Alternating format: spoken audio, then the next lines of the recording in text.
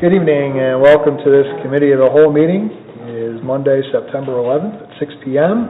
You are in Council Chambers in City Hall. The purpose of tonight's meeting is a work session to review and discuss the intersection feasibility study of the West Main Street and Experiment Farm South Stanfield Roads intersections. No legislative action is anticipated regarding this work session. Mr. Tiddington. Thank you, Mr. Chair. So a good several years ago, we've known for that period of time, if not longer, we've known that the intersection of Experiment Farm, Stanfield, and West Main Street is at capacity, and that to improve traffic flow, some kind of modifications needed to be done. This is back in the 2010s.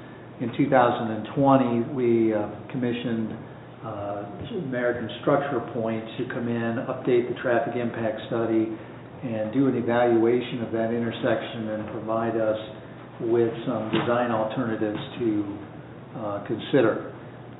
They have done that, and their team is here tonight to give you a presentation, a review of what they found, what they recommend, give you some other communities and what they have done, and then we would like to get some feedback from you to see the direction that we need to take, since this is not an insignificant, that's a double negative, not an insignificant expense that we would be looking at in the future, hopefully to be substantially offset by grants. So with that, I'd ask the gentleman from American Structure Point to come forward. Please introduce yourselves, and we can get started. We're going to have to hear him. Yeah. Time out. We'll time out. A couple of us will just go in the audience, and the rest of the council will be around the dais. Yep.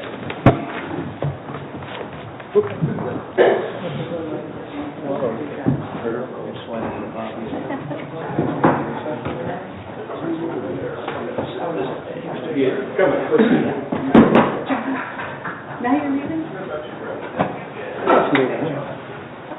Did she bite, John? Good. She didn't bite, I was hanging in there. Oh, she talks, okay. That's what he said. So are you, though. We're together then. We're keeping the talkers over here. I'll start throwing the stuff at you.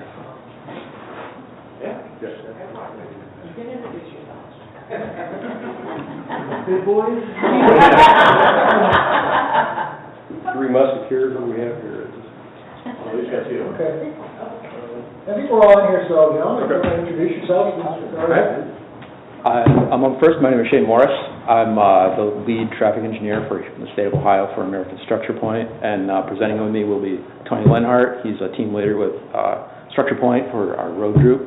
I'm Frank Aransky, by the way, with Structure Point. You weren't on the picture. Second building. So like Patrick said, we've studied this intersection a couple of times. The first time we took counts in 2019, and the traffic study was completed in the year 2020 before COVID hit, and then we went back out in May of 2023 to verify out the results of that initial traffic study. And what we found was that the traffic volumes had pretty much rebounded to the pre-COVID levels. So the 2019 volumes were about 7% greater than the 2023. That's usually within that variation of daily traffic that we're looking for. So we went through ahead with the traffic analysis, and we based our traffic analysis largely off of delay in seconds per vehicle. And the Highway Capacity Manual has equated those two letter grades. So the LOS, level of service A through F. Anything above D for the overall intersection is considered passing, and we're looking for an E for the approach, or better, for passing. And what we found was that in the AM, no matter where we looked, the existing intersection worked fantastic. C is really good, with an overall delay of 25.1 seconds. Where we started to see the LOS and the delay creep up, like in the westbound direction of 123 seconds was in the PM hour, which makes sense because this is a commercial area, so everybody's stopping at Meijer or the shops along there on their way back from work. So we looked at 20 years down the road from when we anticipated construction. So in the design year of 2047, we found that the intersection was failing quite substantially in the westbound direction. And we did the sensitivity test, and we started to see those failing LOSs about the 10-year mark. So we looked at the intersection and started playing around with different mitigations, and we found that we needed to add a westbound to northbound right turn lane and a southbound to westbound right turn lane. And we did the appropriate timing and phasing accommodations to make sure those lanes get the appropriate amount of green time. And we found that the intersection, we were able to get the intersection to operate at LOSC, so with 31 seconds in the PM peak hour. And once we completed that, we looked at the multi-lane roundabout for the 2047 year, and we found that in the AM, it operates at LOSA, which means essentially it's free flow. People come up, barely any time waiting, and they're able to navigate through the roundabout. And then in the PM, when we saw those volume spike, it crept up to a 24-second delay with a LOSC, which is 7 seconds better than what the signal was operating at. We also worked with the city to produce a safety study, and we looked at the West Main corridor between Maryville Drive and the 75 ramps, and we found that the West Main and Experiment Farm intersection was where the concentration of crashes were between the years 2019 and 2022. The majority of them are rear-end crashes, which leads us to believe that it's a congestion problem, and then also access management issues, which I'll get into here in a second. Like I said, so yeah, as we're doing the intersection safety study, we found, these are the issues we found with the intersection. Congestion, which led to the large delays and the poor LOS. And then the closely spaced driveways. You have the Speedway intersection, like in the southeast corner. We saw a lot of accidents there. We read through the crash reports, and a lot of the descriptions were just somebody popped out of the driveway, had to stop suddenly, got rear-ended, or angle crashes. Another thing we noticed was that the skew of the intersection, it's not the traditional 90-degree turns. If you're heading westbound or eastbound to make a left turn lane, you're doing a 120-degree turn. It's not natural. You can't make that turn quick, and when you're trying to hit a gap in the opposing traffic, it's difficult to do. And again, reading through the crash reports, people were just like, I tried to make the turn, didn't make it.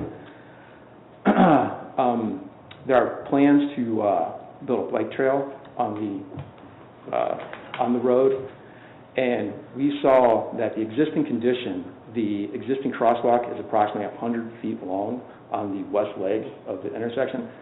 That's a long way to walk, and with any widening to do at this intersection, that's going to push it to 130 feet, and that will take approximately 40 seconds to 45 seconds to cross, going at the average pace that people walk.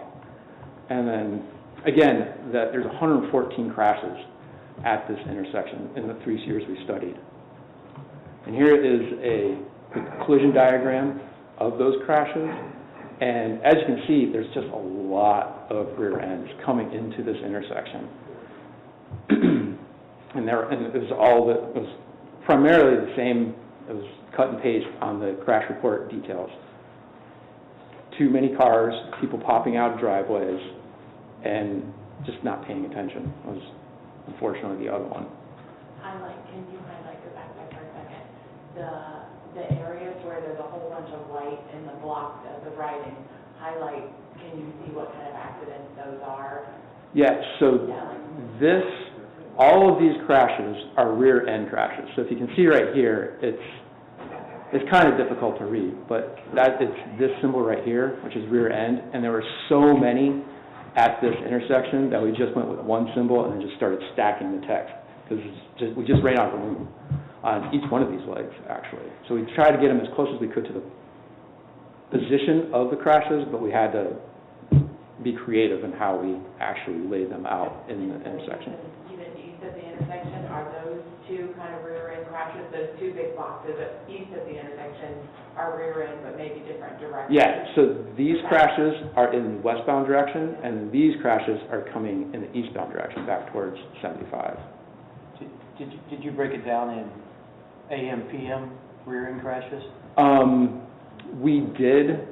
Their time, I think, is included on the codes here.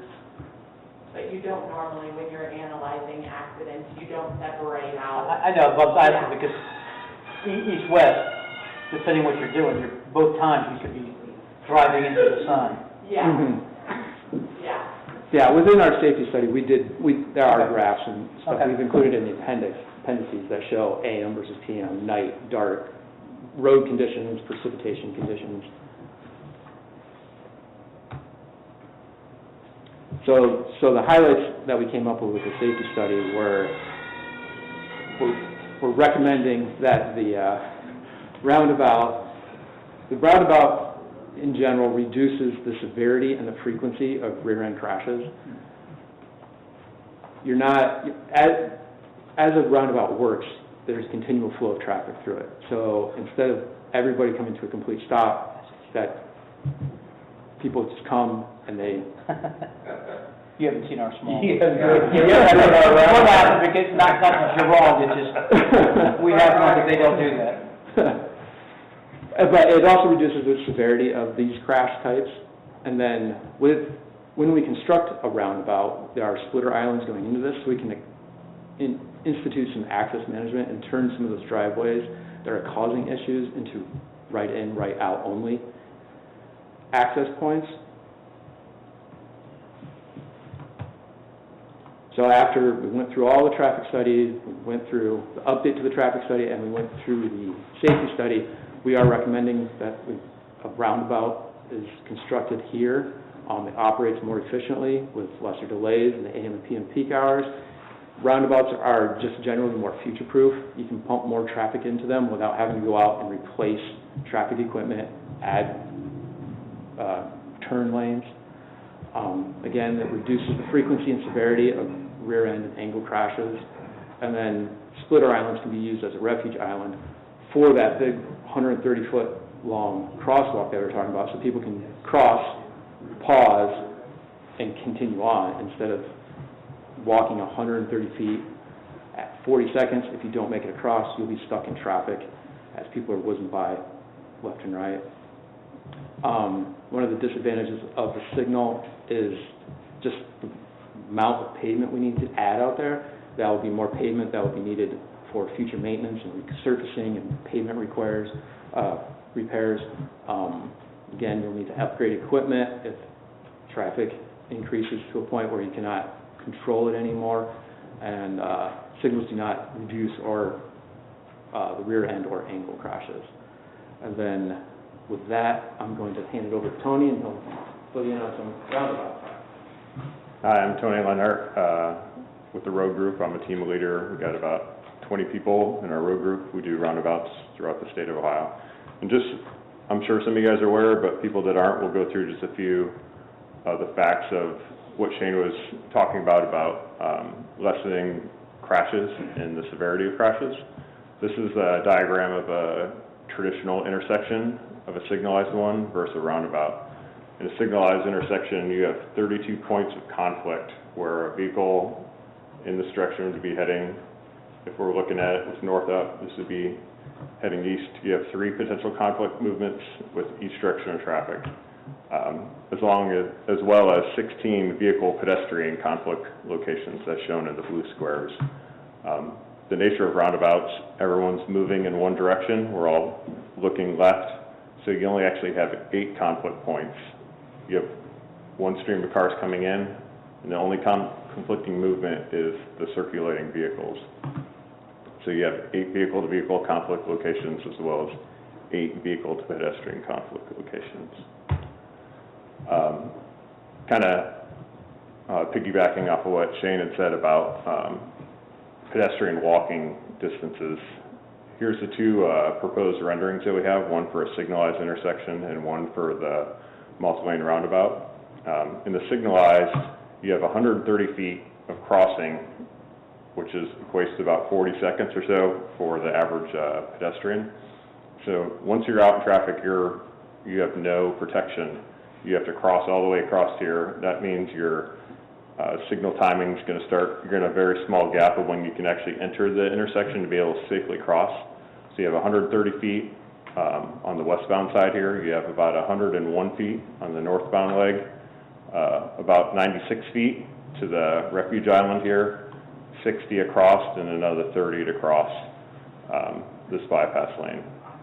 And the roundabout, one of the great things about this is you need a splitter island as you're entering into the roundabout. Especially with the larger, higher speed ones, you have longer splitter islands to help funnel traffic down, to help slow them as they're entering to the roundabout. And another added, people get a little nervous because you don't have a stopped light where you can cross. And a way to mitigate that with roundabouts is we'll have those RRFB, the rapid rectangular flashing beacons, which alerts the driver that people are in the intersection, and you're only crossing one travel direction at a time. So when you're a pedestrian crossing here, you only have to look left for these two vehicles. You don't have to worry about left, right, left to make sure no one's coming. You're crossing approximately 30 to 35 feet, depending on the leg. You have a refuge island where you can stop and wait. You also have another activated RRB button that you can hit and cross another 30 feet. Again, only looking to the right here to cross the exit traffic. So while people are intimidated because you don't have the stop light where traffic is stopped, you have only 30 feet to cross along with the flashing beacons. So we went through a couple similar projects. We've done several of these in the state. We'll go through one in Blue Ash, one up in the city of Greene, as well as one in Carmel, Indiana, which are similar size traffic-wise. We're about 25,000 vehicles, between 25 and 30. This intersection is about 30,000, so we're in the same general range. So this is an existing 2x2 roundabout. So what we did for the main experiment farms, we did a VISM simulation of what traffic was like in the PM peak hour. And we did the same with these, so I want to show a couple videos. This was the VISM simulation in the Plainfield Road roundabout for Blue Ash. So again, this is design your PM peak traffic, so traffic 20 years from now moving through this roundabout. So this is what our model pumps out of what traffic would be like.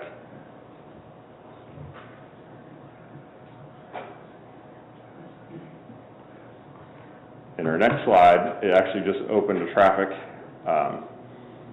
earlier, or this one opened up late last year, so it's been open all summer. So we had a drone flight over the intersection.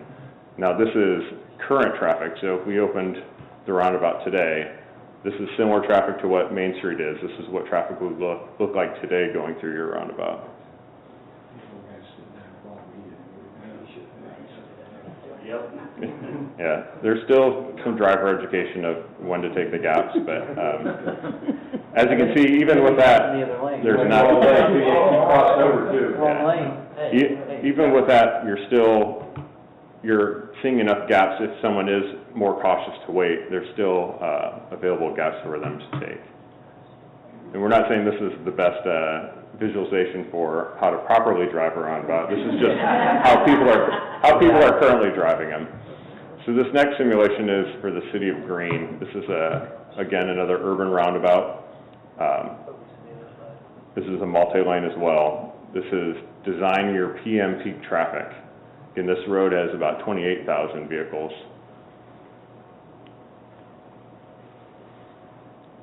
And this one will have two roundabouts, one here and one here, so you get a little more vehicles stacking up.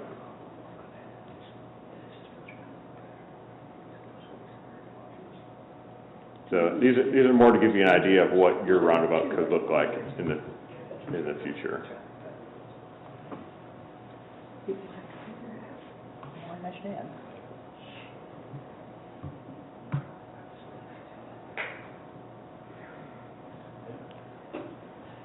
So this one is in construction now. Two of them, the two that you saw are in construction, which will bring up a good point too, because people are concerned about how do you drive through the construction zone while they're being built.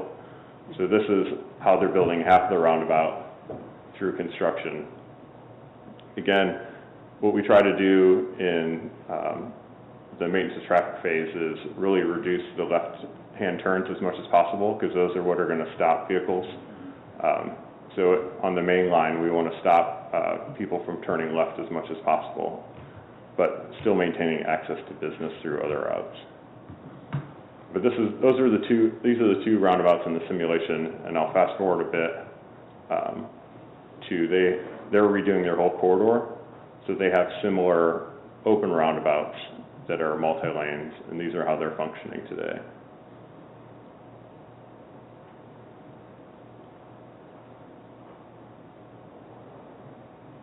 It's like a 6-minute video, so we won't go through the whole one, but this video that Green did is on YouTube if you want to view it.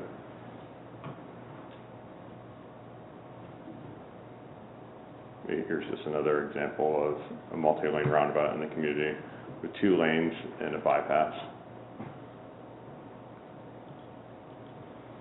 So, and then a third one, this is more of a dense urban corridor, and this is Rangeline Road in Carmel. And this is opening, I don't have the simulation, I just have the opening traffic for this. But again, some people get concerned of multi-lane roundabouts in dense urban areas, but just to kind of show you how they can work, they're able to efficiently move traffic safely through them.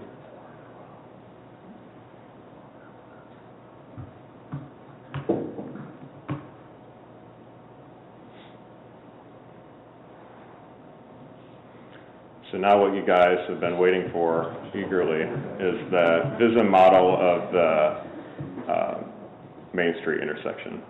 So this is design year PM peak traffic, which Shane had mentioned is the higher volume of the two.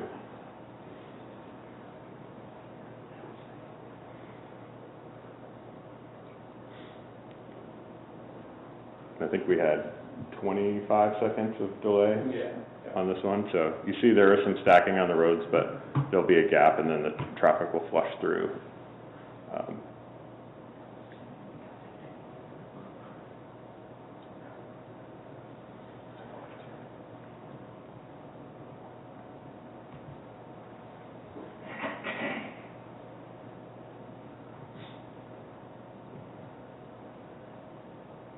Just to reiterate one more time, this is PM peak traffic in the design year, so opening day will be much less traffic than what this is.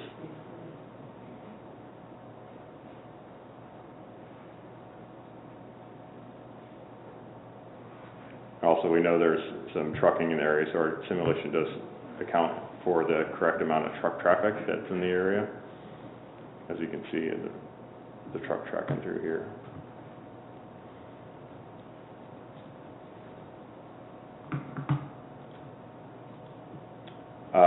And just a few benefits. What's unique about this intersection is there's always the cost comparison. Sometimes roundabouts are more expensive initially, and the biggest reason for the initial cost is right-of-way. A lot of times, traditional intersections, you have to buy right-of-way corners. And in this particular one, our roundabout is actually able to fit within the existing right-of-way. So a lot of that initial upfront cost is not applicable to this one. Also, the number one benefit is the significant reduction in crashes. There will still be property damage only crashes, but it significantly reduces the amount of severity and fatal accidents. It's a huge reduction versus signal. As I mentioned, the cost, there's no right-of-way, so the initial upfront cost is pretty low. As Shane had mentioned, a lot of the crashes are based on access management. With the roundabouts, you have longer splitter islands, and the benefit of the roundabout is you can make a permitted U-turn. So if you're wanting to come into Speedway, if you missed the entrance here, you can actually U-turn and come back around through with a minimal delay. Pedestrian and bike trail tie-ins. This, as I mentioned before, we have significantly less crossing distance as you're exposed to traffic. So you'll be only crossing about 30 feet at a time.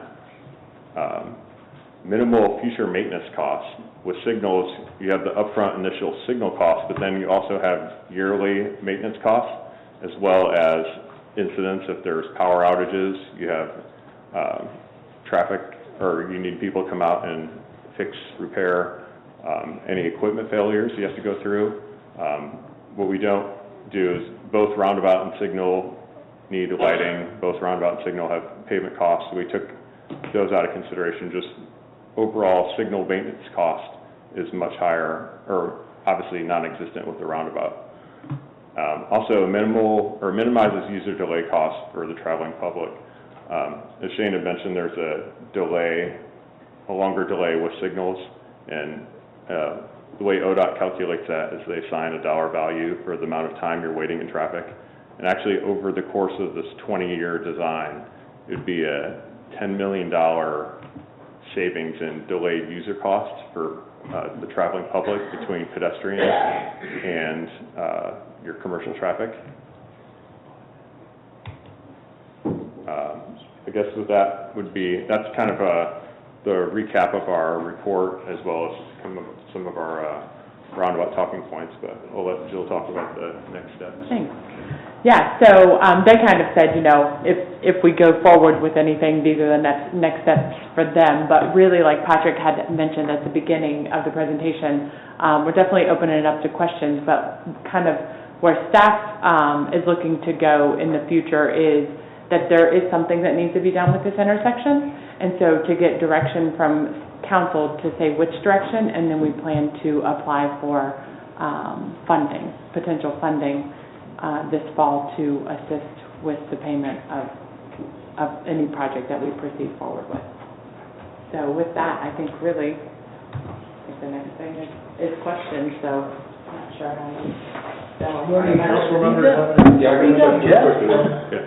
On the map you just showed us, where were the bike lanes on this thing? I was trying to figure, you said you're pedestrian bike trail tie-in, where's the bike trail on this thing?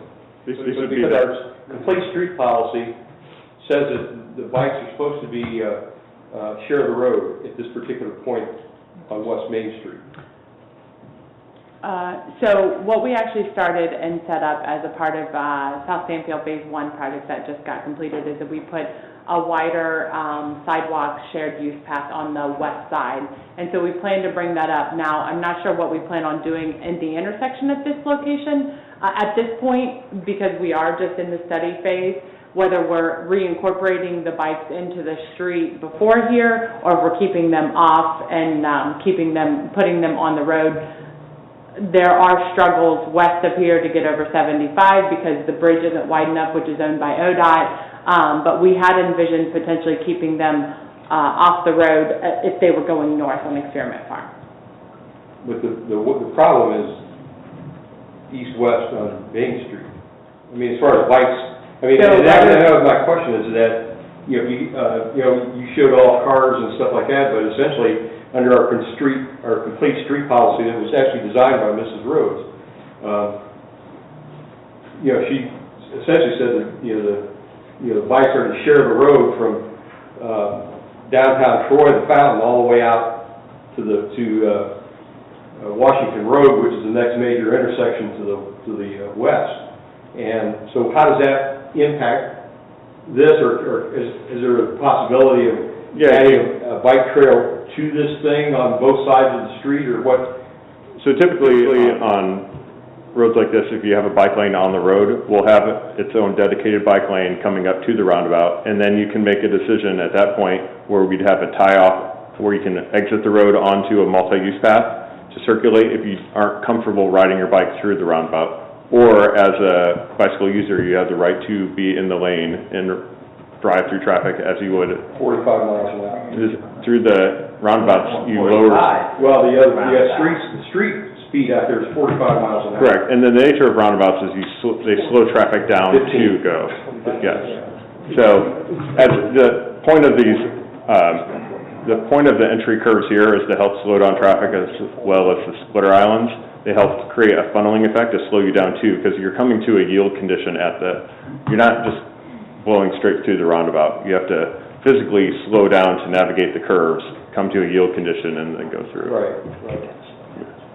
So, but you have the option if there's plenty of experienced bike riders that are comfortable riding in the lanes at any speed, but there's also plenty of bicyclists that are comfortable riding in the road on straight sections but don't want to navigate the intersections. Right. So we have a bump off where they can exit the bike lane, use the multi-use path through, walk their bike through the intersection, and then hop back in the lane.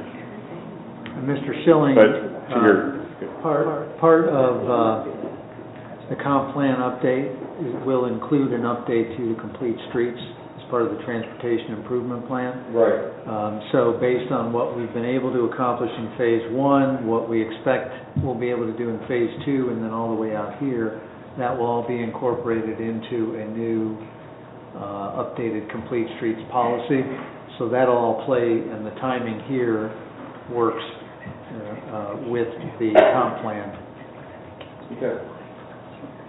I think, with the roundabout, it just gives you the flexibility, so it can morph into whatever else you're doing on the approach to roadways into the roundabout. So whatever that comp plan sort of spits out, we can accommodate whatever version of that is. Obviously, you want some corridor consistency and what have you. Well, I mean, I ride my bike through the Dorset roundabout, McCaig Dorset, because it's 25 miles an hour. The street is 25 miles an hour.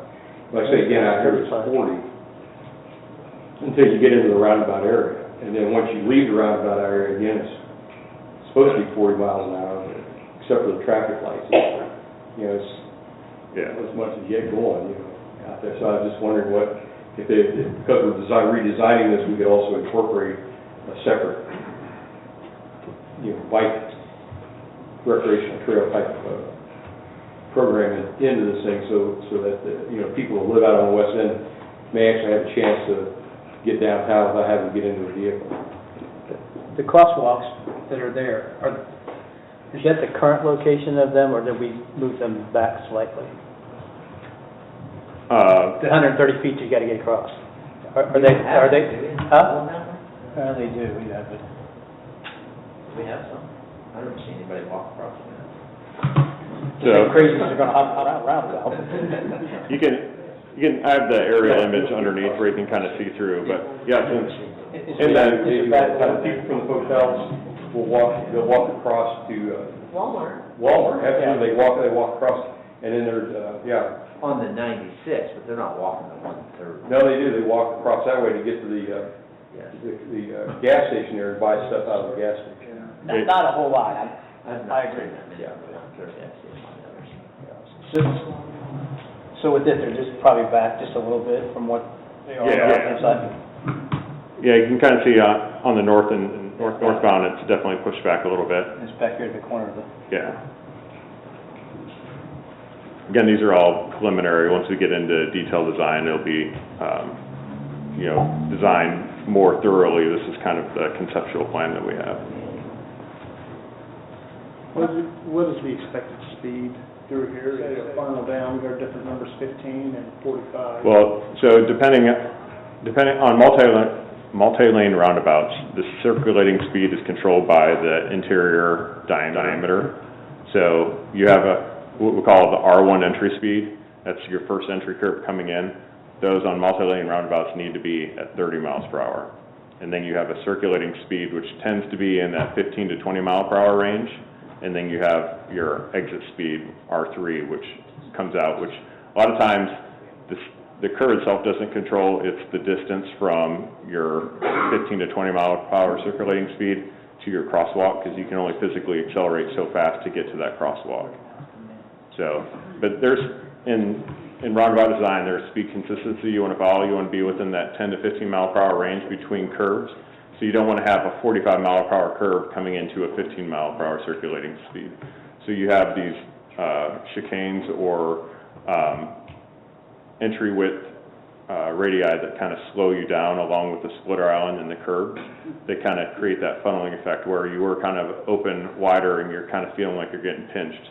So you slow down just naturally by feeling more confined.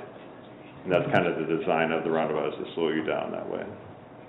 Do all drivers operate that way? I mean, like, It does, teachers but drive a little bit differently sometimes. And that, you make a good point, thank you for bringing that up. The speed checks that we do are called fastest path calcs, and those assume that the driver has full range of both travel lanes. So that's, they can start on the inside lane, they can cut the outside lane, cut through this way. Okay. So that, the speed checks that you need are for fastest path, which assumes no pavement markings, you're literally confined by the curb lines. And the circumference of the traffic circle, trucks are not gonna have a problem navigating that. I mean, obviously we have, Correct. Honda, down on Stanfield, and you got, of course, we're developing Experiment Farm, and there's a lot of truck traffic. Yeah. And so the roundabout has a large enough circumference that the trucks are not gonna have a problem. That is correct. They're not gonna be going up onto the orangey red part of it, they Well- can stay in the lane pretty much. The cab will stay in the lane. The orange, it's called the truck apron, which is meant for the tractor trailer to, as they have the sweep angle as they come through, the trailer kind of drifts to the back, and that's what the orange section is. It's usually a 2-inch raised concrete surface or brick paver, whatever aesthetic design you want to go with. But that's not for motor or, passenger vehicles to take. It's actually designed for the truck to track over. But we ran the simulation with WB67, which is your 53-foot tractor trailer, and it was able to circulate with the cab staying within the defined lanes here. The trailer does overtrack, which is what it's designed for. Okay, so if the truck is going around the bottom, would that then cut up into would it cut up into the other lane as it goes around? Yes, and part of what we're finding through different studies of that is, users in the roundabout, when trucks or tractor trailers are going through, people are tending to stay back to give them space. So you're actually designing as the truck taking up the entire circle as they're circulating. Now we designed it, the way it's laid out here, is this trailer can stay all the way on the inside without overtracking the outside lane, but the truck on the outside would track a little on the inside. Okay. That's pretty standard amongst multi-lane roundabouts, is they assume that the tractor trailer will take up the whole roundabout and people will give the truck the space to make the turn. But that looks no different than Dorset and McKay. No, it isn't, but that was somebody, that's a concern of some people, is that. And they've made some changes. Before, when they first started coming out, you had like a 6-inch curb that you're jumping and you're seeing load shifts and stuff. The curb raise now is 2 inches from surface of asphalt to the truck apron. And it's really the pattern of the concrete or brick pavers or whatever surface you want to use. It's more of a visual, hey, stay off this for regular vehicles. It's more used for the sweep angle of the truck. Okay. But yeah, they were cognitive of load shift or differential, so they actually reduced the height. It was 6, then down to 3, and now it's down to 2. Do we know how much truck volume is at this? It's about 4 to 5%. Yes. So 1,500, yeah. Which is about typical, which is about Yeah. industry standard, 4 to 5%. Because I had explained to them at the beginning that, there's higher volume, because every time you're out there, you see a Ziva truck turning left going south on Experiment, or on Stanfield, or you see a truck turning right to go north of Tupelo or F&P. And actually, when they ran the count, that's what they do. They measure the number of regular vehicles, mid-sized vehicles, semis, and it's about standard, the 4 to 5%. How much was that McKay for truck traffic? How much was that, McKay? The percentage of traffic? Not very much. 1%, was it 1%? Yeah, I'm not sure though, honestly. When Honda first came to town, there was some, I think the city tried to direct Matter of fact, they spent some money directing they wanted to direct all the truck traffic up Experiment Farm Road to Farrington, and then turn on, which is much farther north, and then turn in, then, you turn once, then you're into the 25A intersection with I-75. And are we still doing that? That never worked. No, it's not quite accurate. That when Honda came in, they were doing that in the interim. There was an arrangement with ODOT to add a drop lane out off of West Main Street, right in front of what's there over there? I don't know. No. So you come up Stanfield, you turn right onto Main Street, the drop lane, so that you're then going south. We added that southbound, and I think it took them a couple of years to get it programmed in, and they finally got that built. Once they got that built, then we communicated with Honda, and now the trucks are going that route. They're not going up and around like they used to.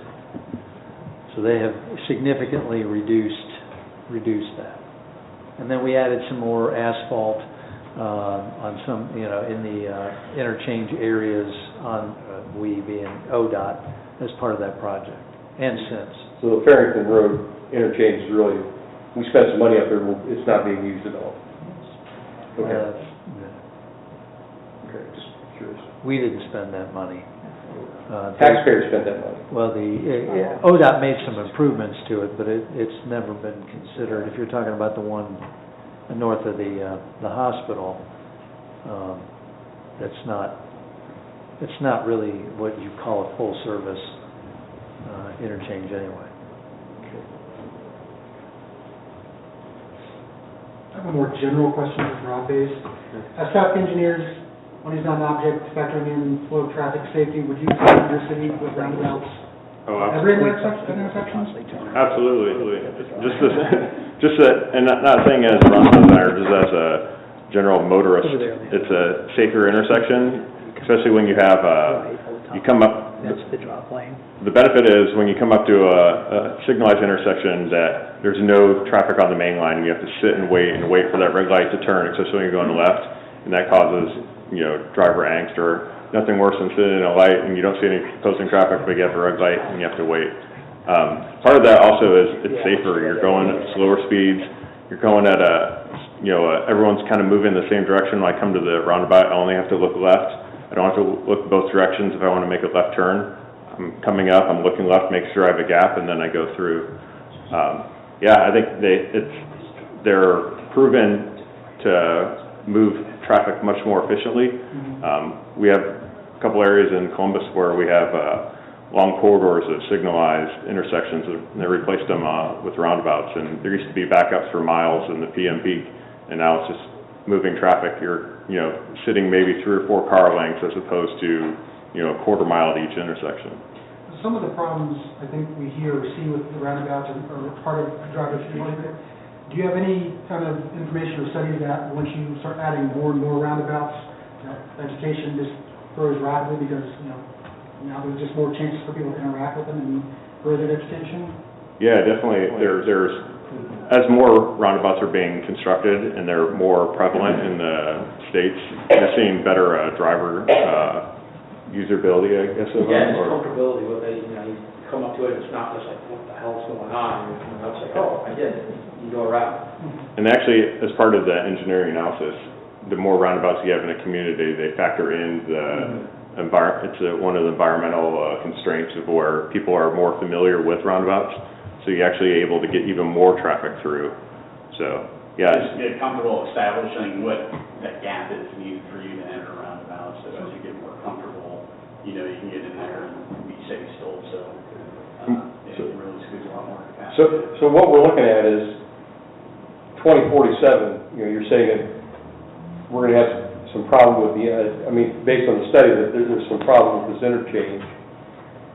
Right now we're not having significant problems. So it doesn't go from one year we don't have any problems, and next year we have problems. So over that 20-year period, where do you see the problems really starting to develop? I mean, are we like 5 years out, are we 10 years out? I mean, I mean, it's obviously cheaper to build it now, but, because it's never gonna get any less expensive. But the question is that, if we say, well, if we wait and take another look at this in 5 years, are we gonna be behind the 8 ball at that particular point in time, or, I mean? We ran several of the simulations with the existing signal as it is right now, and it started to break down like in the 7 to 10 year. 7 to 10 years? Yeah. So about the halfway point? Mm-hmm. Okay. Yeah. If I may add, I mean, and so, while we don't need to do anything immediately, maybe, when we start talking about 7 to 10 years, you start talking about, there's a 5-year, event, like, your funding's typically 5 years out, and then once you get to 5 years, then you're talking about construction's a couple of years. So when we start talking about, 7 to 10 years out, that it's starting to break down, we could easily be 7 to 10 years, when we talk about West Main Street and that project, we've been working on it for 7 to 10 years. But again, I mean, the way the plan is, like, we start construction next year and finish in 2025, which is a little aggressive, but still, I guess it's possible. But what you're saying is it would go more into our master plan type of, or the 5-year forecast budget, and then we would start looking at funding over that 5-year period. Once we get that arranged, then we can proceed to the next point is implementing the design. Well, our regional local MPO, which is MVRPC, they solicit, we put in applications every fall for that, and when we put in applications for an STP, a Surface Transportation Program project, it's 5 years out. So, like, we put it in now, we find out next spring, early February, March, if we accept, and that schedule right now, this fall, let's see, we're in fiscal year 24, the way ODOT, 24, 25, 26, 27, 28. So the earliest we would be constructing with STP funding would be July of 27 because of the way that ODOT works their fiscal year, so it could go between July of 27 to June of 28. By the time we refine our plans, I guess. The plans will be refined, but it's kind of figuring out 30,000-foot view, what direction we want to go. Because the detailed design would be done in that next 3 to 4 years, as well as typical right-of-way acquisition, all of that stuff. But to get the direction and to finalize our funding kind of needs to be sooner, at least when we go for the STP, MVRPC, STP funding, because that's where you get the larger chunks of money. We would probably also potentially go for an OPWC application, but OPWC is a quicker turnaround. You apply in 1 year in July, and you would get the application, get the award that next July. Joe, I have a question. So you just listed a whole number of factors. Sorry. Well, that's fine. But the question, I guess here's my fundamental question on the whole thing. Would the funding that we're going to receive from the state be comparable whether we do a street light, rehab, or a roundabout? So that's the question. You want me to answer that? Yes. Okay. Yeah, I think it would be. Right now, we have looked several times. When we started this in 2020, we were looking at safety money, because safety money through ODOT, Department of Transportation, the safety money you can get at 100% funded. And so there wasn't enough accidents that were either injury or fatal, thank goodness, but there wasn't sufficient accidents to allow us to successfully get safety funding. So what we plan to do this fall is NVRPC, you know what NVRPC is? Okay. The STP funding is just a grant funding that is another, there's a number of different programs, but we estimate 40 to 60%. I think our last was maybe, it's between 40 and 60%. I can't remember if we paid 40 and it was 60. So right. I guess I'm just trying to analyze this in my head. So money from the state's going to be equal. The cost of the street light is 3.6. The cost cost of the roundabout is 4.2, so 600,000 disparity approximately. Let me hop in with that one. There was we revised the safety study based on that, and it had the old cost estimate. When we ran with the new surface limit, we revised, we had a meeting with the city of what pavement was gonna stay, what pavement was gonna be resurfaced, and the cost is, they're both right at about 4 million. It's like 4,050,000 and 4,020,000 or something. Yeah, something like that. Yeah. Okay, so comparable cost. They're Yeah. almost for the $4 million range, they're almost considered the same cost. So we're at 2023, 10 years to build it, so you're at 2033 by the time we get it done. We've got a useful life to the 2047. What is the cost differential and maintenance between a roundabout from 2033 to 2047 and the street light from 2033 to 2047? One thing, we have a life way past 2047. The analysis of the traffic only takes you to 2047 to make sure that whatever you're installing will last you until, will handle all the traffic that you anticipate to come by 2047. So at the end of 2047, we expect that this roundabout's still going to be fully functional. So if we talk about the alternative or the different costs of both of those, so when you talk about signals, you have to pay for electric, not a huge cost. It's more, the traffic signal is more, is labor intense. We have a department of 3 in the city of Troy. They're called electricians, but they do a lot of traffic signal work. And so they're out there, we're doing the 8-year the 8-year LED replacement. We're doing 3-year PM. We have to do conflict monitoring testing of all of them every year. And then if somebody calls in to say the signal's not operating appropriately, we're back out there and we're spending, no lie, I mean, if you go out and watch a signal, you're out there for at least an hour. So it's just a significant amount of labor hours. The pieces and parts aren't necessarily the expensive part. It's more the labor hours and the time that it takes for us to be out there. And we have 35 signals in the city. So it's just, when you get one fixed, you're kind of on to another one, and we're all the time looking at things, trying to keep the timings appropriate too, so that people can flow as easily and as effortlessly through signals. So I think you just said what I'm trying to get to, which is, if you took a 30-year average. Yep. From 2033, whenever this gets built, to 2063, the cost of the roundabout would be equal, would be less? Would be less. Or would be more than what the street light? Would be far less, but if you look at it in a budget standpoint, it's personnel hours. That was my point, that it's a lot of personnel hours. It is far less, around about, because you have it's a passive transportation control, traffic control, it's a passive traffic control. When somebody comes up to that intersection and nobody's there, they continue to move, That's one of the benefits too, if there's no power, or you lose power in there, they still function, flashing lights, they're self-regulating. And that's a good point.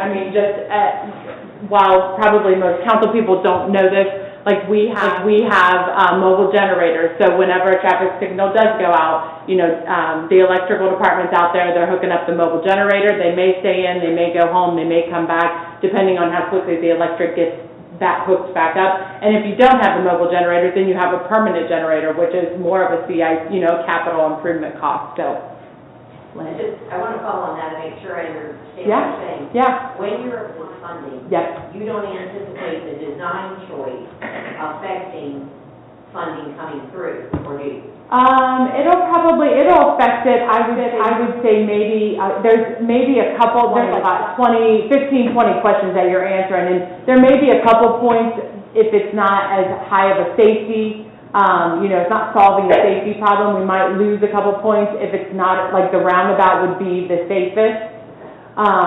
But we don't anticipate that it's going to drastically reduce our chances of achieving grant funds. Okay, and then just follow on the did I understand you, I thought I heard a 2028, 29, kind of 5-year time frame, not 2033, did I miss? No, he just kind of, because we were saying, yeah, 28, 29, but then by the time you construct, like if it takes a year, 2 years to construct, so you know, and if we're not successful, that's the other thing, if we're not successful this fall, then we go, okay, you know, we kind of go back to the drawing board and say, what do we do? Do we reanalyze? Do we, you know, figure out, or just go for it again? And so that could delay us another year, things like that. And did you say the OPWC funding can come through more quickly than the? Yes. OPWC is within a year, What's the, but it's a smaller amount. Yeah. what's the timeframe for Adams and Son?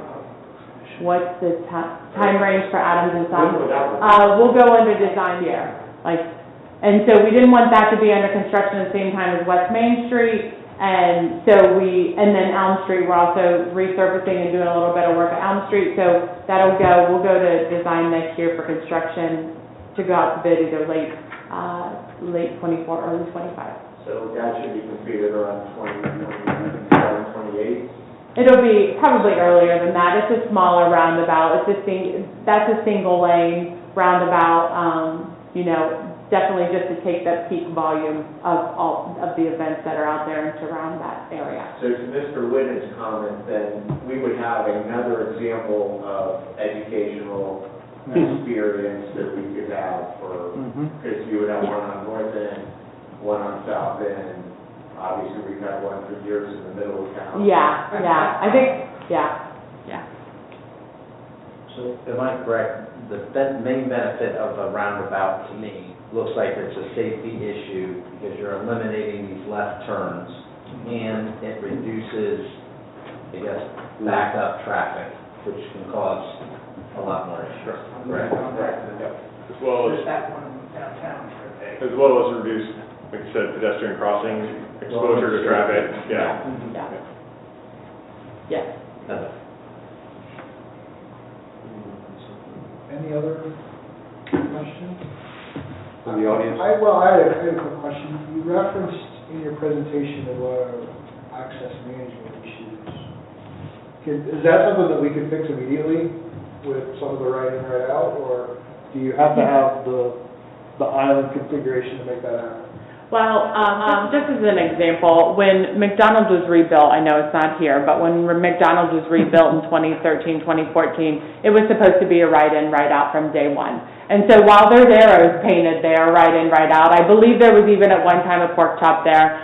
When the concrete curbed area was removed, it then, people move wherever they want to go. What an enforcement issue. Yeah. Well, and I'm not sure if a right-in, right-out is I don't think it's a policeman enforcement issue. Well, no, but I mean, just like self-regulating enforcement. Okay. Yes. So when you talk about access management and you have these openings, typically it's kind of the force or the strongly encouraged, let's put a curb here, and then they can't. Yeah. But I think if anybody's out there during peak times, and you talk about making a left-hand turn from West Main to South Stanfield, you feel it and you see it, and very frequently I see people have to drive around somebody that stops to make a left into Speedway, and that causes an issue. Causes an issue in the main line as well as in that left turn, especially if somebody doesn't, could create an accident. Okay. Yeah. How's the wedge, pork chop, whatever you call it, working as well? It's okay. Probably needs to be a bigger wedge. Maybe a little bit longer, push them out to the right a little bit further. Curb's a combination of the ability to go through the roundabout. That's in tandem, You get much more adherence to it when you have an ability to make a U-turn. If you're coming up to a right in, right out with, no access management besides that, if I have a gap, you're gonna try and cut left. But if you know you can go around the roundabout safely and not have to cross in front of someone, you would take that. Yeah. Can we get some questions from the audience? Well, yeah, do any council members have any comments or questions? Will there be any drive in and out of business that need to close due to the roundabout? Not often, no, because the existing driveways are set back far enough from the signal as current, I believe we modified several to be right in, right out, as opposed to full access. Okay. Yeah. That might be modified, but nothing, Yeah. Correct. we're not closing off. No. Okay. And we want to understand things like deliveries and how the trucks come into, the gas station, just to make sure if we did move anything around, that they get in there properly. Yes, so speak. Okay. Public comments. If you wish to come forward to the podium, give your name and address. Thank you. My name's Sam Pellegrino. I live at 627 Sedgwick here in Troy. I moved here about 3.5 years ago from Anderson, Indiana. I was its controller, and I also headed up its transportation system, which was paratransit and scheduled transportation. We talked about, briefly back here, about Indiana having a lot of roundabouts. My drivers did not like them. And we had to go through 3 of them from Anderson into Noblesville where our equipment was repaired. A lot of times we talked, and you mentioned a little bit about the curb. They did hit it, or someone was speeding, trying to get in front of it, cutting in front, safety measures. They also built one in a similar situation, not as busy as this intersection, in front of the shopping center. I'm sure most of you are probably not familiar with it, but they put one right in front of a shopping center. There's restaurants and whatnot, and I heard the same thing from the drivers. They don't like it. First of all, it wasn't wide enough. Second of all, is they're competing with traffic. Here, my biggest concern is the semis, and I heard that's probably a safety factor, but I see them buzz through there. And I'm worried about the young people. You mentioned about driver's training. I just had a grandson that just started driving, and I could see that being a fear factor for him to go through that intersection.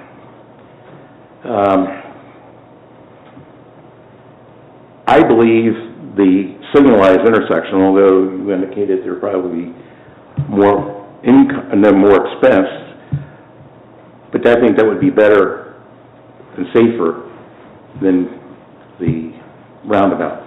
And I've driven on roundabouts from here all the way through Colorado, so I'm not oblivious to it. I'm quite familiar with them. And I find some of them are okay. McCaig, I mentioned to you earlier, I'm sitting there, and if you're sitting on Dorset McCaig, looking to the left on Dorset, you could barely see the traffic coming until it's there.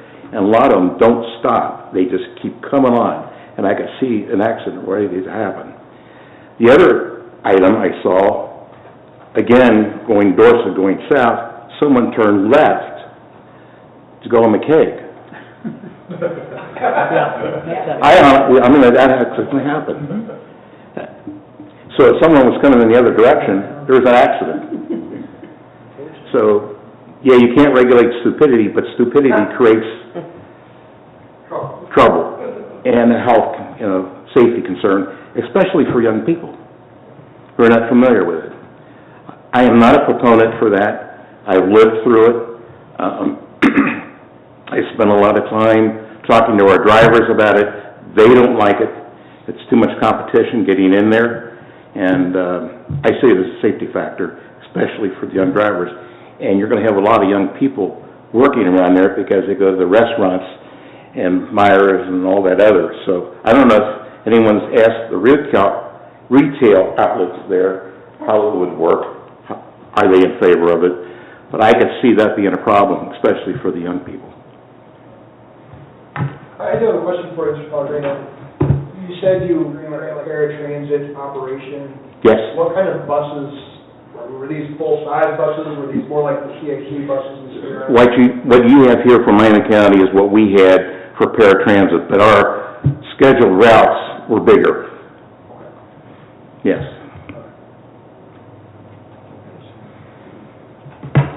You made one comment about turning left. we've had people come up North Market Street and turn left to go to West Main and avoid the square, in the square. And I found myself a couple times in close calls in that circle as well. People cut you off. That's because we've changed it 3 times. So I'm not new to that. I've had it, but I think for that it's a bad idea. For McKeag and that, yeah, it'll work, maybe. Hopefully people will learn how to use it. But that would be bad. All right. Thank you, sir. Any other residents, comments, please, give your name and address. Bradley Banger, 105 Crestwood. I've been hearing a lot about 2041, okay? Well, that's projected out 18 years, 17 years in the future. What I'd like to know is what is the here and now telling us? We're basing things on assumptions 17 years down the road, but what is the here and now telling us? Yeah, there's a lot of traffic out there, but of course it's a main state route. What do you expect? Expect it to be empty? I don't. Now, what question I have is, one of the, I guess, perks of the roundabout, according to these gentlemen, is that it reduces delay. But in their simulation, it shows traffic stacking up. So how is that reducing delay? You know, classic example, you go right down the middle of town here. I work in Tip City. I come up 25A every day from work, and if I get to Franklin Street about 4 o'clock in the afternoon, that traffic's backed up easily a block and a half trying to get into the square.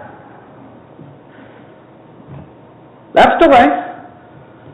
Their simulation is showing delay. I don't see any improvement. What I would like to see, I'm with Sam. I would like to see the signalized intersection done for a start. Maybe put some refuge islands in to break up that 130-foot crosswalk and be done with it. Be done with it. I just think this is trouble waiting to happen. Thank you. Thank you, Mr. Brager. Amy Shannon, 1560 Windridge, Apartment D. First off, I apologize for my poltergeist phone that keeps going off on me. So I apologize for disrupting things. I was not initially a fan of roundabouts, and then I went out east and was on one where there was 18 entrances and exits on one circle. And I didn't know where to get off, so I went around it like 4 times. But that was the part that was nice, is that I didn't have to go down some other road and figure out. It worked. I live very close to the McKeag and Dorset. I go through that one probably at least a dozen times a day. What amazes me is the number of people that do not know how to ride it. And I believe the city did a lot of education when it came out. I saw it in the newspaper, I saw it on Facebook, I heard different things, there's good signs. I do not know what the problem is in the city of Troy. We can't figure out how to do roundabouts, because it really shouldn't be that complicated. I have at Dorset watched cars just go straight over the middle. I've watched cars that have turned left, cars that get into it, slam on their brakes, and literally everybody behind them has to slam on their brakes because we're all moving, because we should be able to keep moving. But when it works really well. And I personally am okay with a roundabout, but we've got to figure out some way to educate people above and beyond what you guys have already been working on and doing. So, there we go. Thank you. Thank you. Anyone else? Hi, I'm Steve Hendrickson on Dickerson Drive.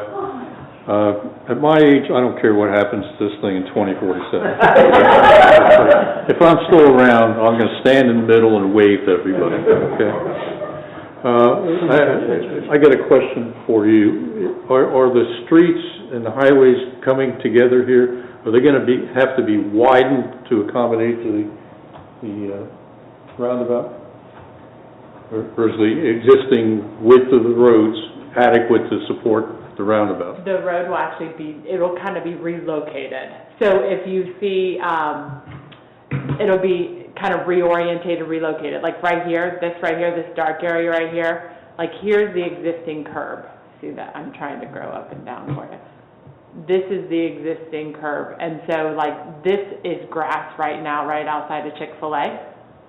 And so the road is kind of reorientated. It doesn't get wider, it actually gets narrower, but in order to get this entrance speed correct, they kind of do this sweeping movement. I don't think that's a technical term, but the sweeping movement, and so they kind of relocate the road a little bit. So you can see like this angle right here is the crosswalk, the mats, and then you can see this darker area. Right now, that's grass. Okay, so to make the roundabout work, you have to widen the roads. You have to adjust the location of the road. Yep. Well, I call it widen, but you can call it whatever you want. It's adjustment. So I guess the point I was getting to is if you could save some people's lives by putting in the safety islands now and go for another 30 years of protecting the pedestrians till the roundabout is done, it might be worthwhile doing. Now, it seems to me that you could put in some safety islands that would, you could do that like next Wednesday if you had a bucket of paint or something. But you could, you don't have to, I understand what you're saying. It's like, okay, you got 120 feet. Well, you could put a little block of paint there so it could only be 260 feet. What I'm concerned about is as much as I don't care what happens in 2047, I do care what happens in 2024. So is there something we can do in the meantime that makes it better than doing nothing? One of the things I don't want to do is go through another 24 years of complaining about this intersection. I mean, we should be able to do something better to improve it. And maybe that's what we should be looking at. Is there any interim steps that leads us to that makes it better than it is today? I mean, everybody's gone through there, has called it bad words. In the meantime, is there something we can do to make it better? Rather than saying, oh, let's spend $4 million, or try to get $4 million, because we're not going to get that probably in my lifetime. But, can we look at that? Can we have some collective thoughts about that with the folks that just presented it in the city? Is there something we can do? It's just a question more than anything else, but it's like I say, 24 years is a long time to solve this problem, okay? That's all I've got. Thank you very much. Oh, the other thing I want to say is thank you all for looking ahead. There's not many places that we've been that says looks ahead this far. I can critique you for saying you're looking too far ahead, but you are looking ahead, and I think that's wonderful for the city and all of its residents. So thank you very much.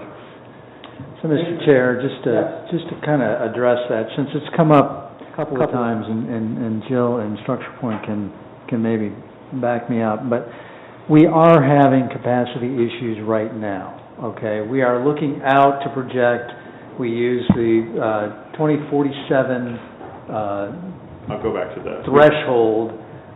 We are seeing significant delays. For example, if you are in the left-hand lane, you're coming southbound on Experiment Farm and you want to turn left, we have maximized the amount of time that we can have a green arrow. And if you are in a passenger car and you're behind, maybe you're behind a passenger car and you're behind a semi, you might get through that before the green arrow goes away and you get the regular arrow, and then you have to compete with the northbound traffic. We have timed that and retimed that and retimed that. It is where it's got to be. It's as maximum as it can be. We do have a steady flow of semi-trucks coming from Pella, coming from F&P, coming down from Maryville. It's not overwhelming, but we can't do anything else. So when that's why we had Structure Point come in not once but twice. I'm glad he reminded us because of the COVID significant decrease in traffic. The problem existed before, it exists today. There aren't any easy interim steps that we can do that are relatively cheap. I say relative. We've already done those. I don't believe that 130-foot, but maybe you guys can correct me, but 130-foot span of crosswalk in a traditional intersection, you don't typically put refuse islands in there. It's a pretty big design change, and again, it's not insignificant if it can even be done on that kind of a span on West Main Street in this case. So we are at the point where we need to start doing the planning, knowing that it's going to take multiple years for us to get the detailed design, and then and the funding and the grant, and whether we wait and are successful with MVRPC. We've also been pursuing other grants through the Department of Development as well as OPWC to try to reduce the upfront construction costs as much as possible. So when we say it may be constructed in 2028 because of MVRPC, it may be earlier if we have the opportunity to have up to, let's say, 50% of it offset or more by grant funds. We've got a tradition, we've got the fund reserves that we can cash flow projects earlier and take advantage of grant funding. We've done it in other projects. So that's a possibility as well, where this could happen earlier than later. That's why we're having this conversation and not talking about relatively minor tweaks to that intersection, because we're pretty much out of options. Not pretty much, but we are out of options on those kind of enhancements. We recently did work with ODOT to retime the signal. You may experience a little bit different feeling. You're probably not like, oh yeah, it seems like half the time. So, I mean, it's like a month or two ago it got kind of implemented. So we've been working with ODOT about that to get it as efficient, like Patrick said. I mean, just reiterating a lot of what he said. And then when you talk about middle refuge islands or anything like that and talking about doing it now, you can't imagine having somebody running 40 miles an hour through a signalized intersection and you be 2 feet away in a little refuge island, plus that takes a lot of additional asphalt. So unfortunately, I'm not sure what we can do interim, but we can, so. Jill, just have one more question for you. Yes. Getting traffic through faster is better, great. Do we know or have any studies on what that might do to areas outside the intersection, I'm thinking maybe the highway, if we're getting that, is it all a net positive, or is there negative somewhere else in the system? Well, so what will probably happen is if you would put a roundabout here, because it would be higher capacity capability, that then we would work with ODOT to figure out what we need to do at Troy Town as well as their interstate signals, because that is kind of the last thing that they want to do is be backing up or causing any delay. So we'd probably kind of go through the same iteration that we just did with ODOT in the last it's been about a year. Yeah, so.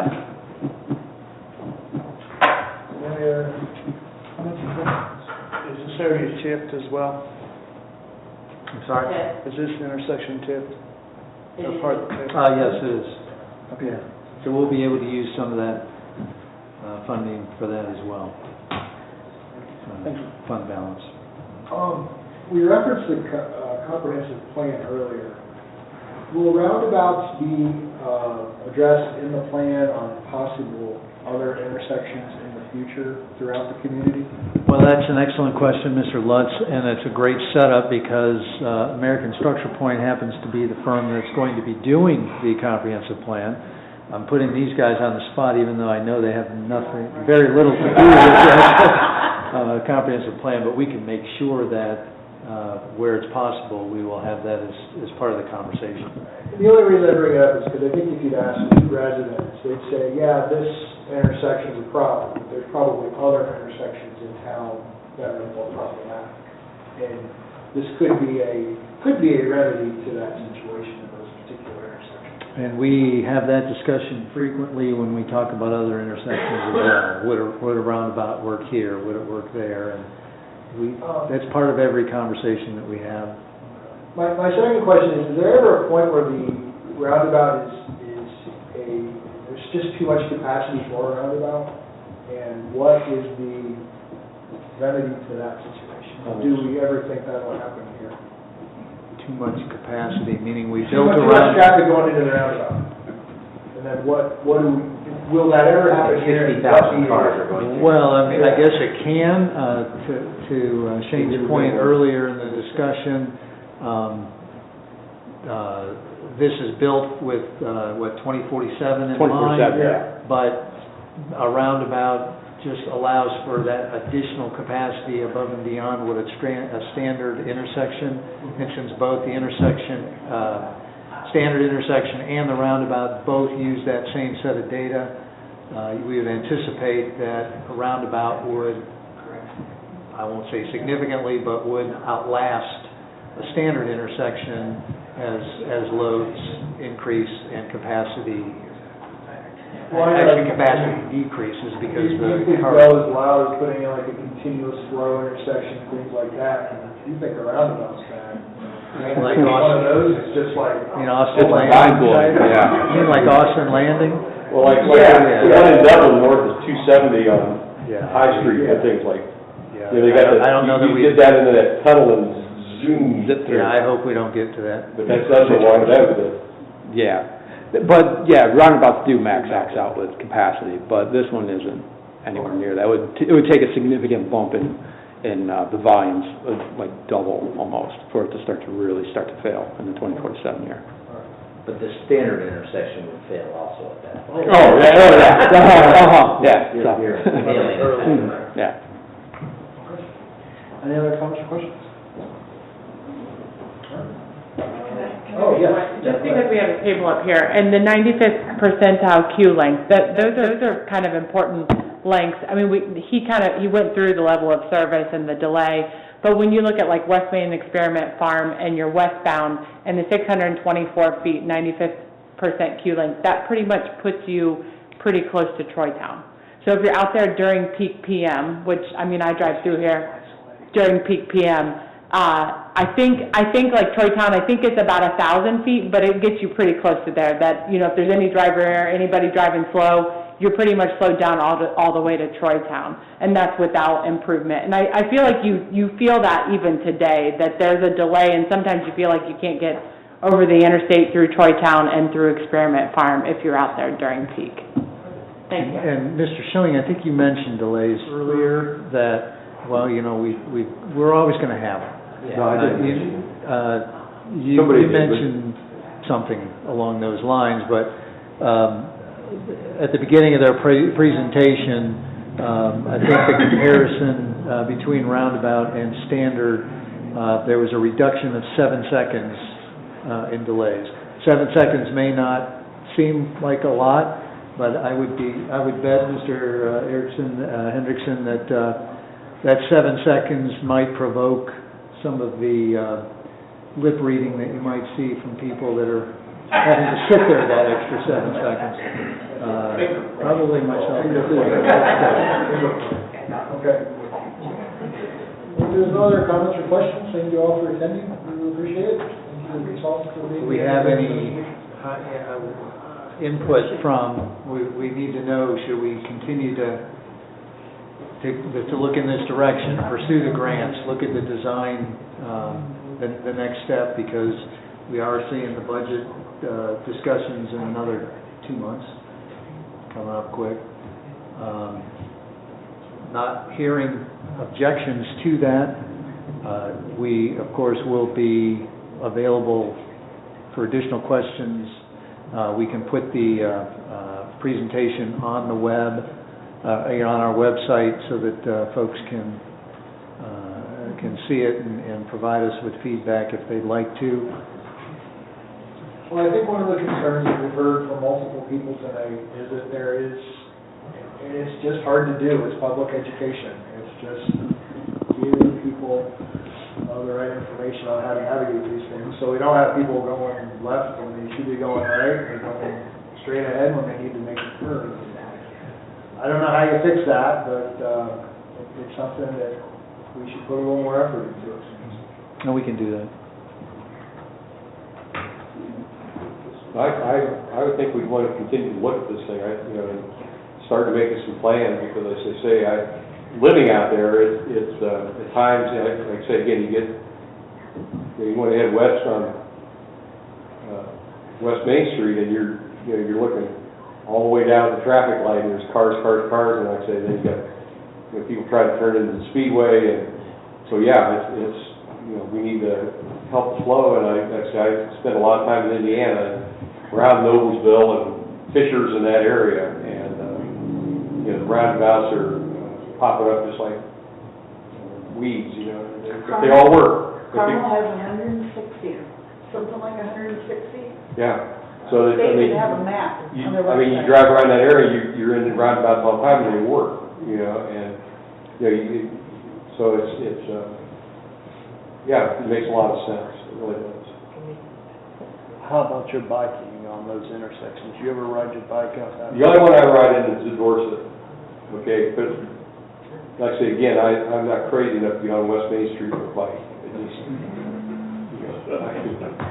I may be nuts, but I'm not crazy. Anyway, so yeah, I don't, the roundabout there on Dorset and McKay, I say I do that one. I mean, again, we don't have any structure on McKay. There's no structure of any, it's all share the road. So you're pedaling like crazy to get up to the top of the hill on the I-75 overpass, and then you can just sort of coast down into that roundabout. Okay, and then you go down Dorset, you got that parking lane that you can use quite a bit. So, that gets you to the bike, basically to the bike trail. Anything there on West Main Street that would be beneficial, to improve bike traffic or other types of traffic. I mean, we had before we redid Stanfield, we had people in Stanfield in electric wheelchairs. I know you guys got a picture of those that I sent to you, and now that we've got that recreational size trail on the west side, it's all that's gone, and so that works out wonderful. And so but again, those people not only want to get to Myers, which is, they'll eventually be able to do that when we do the rebuild next year, finish the rebuild next year.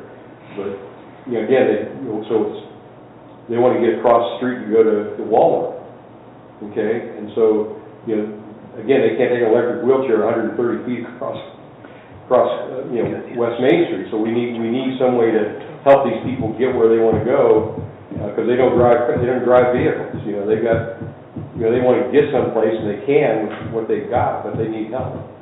And so this type of thing would help. And again, any type of recreational trails that we can establish, along West Main Street would be a big help to help them get to these various businesses along that area.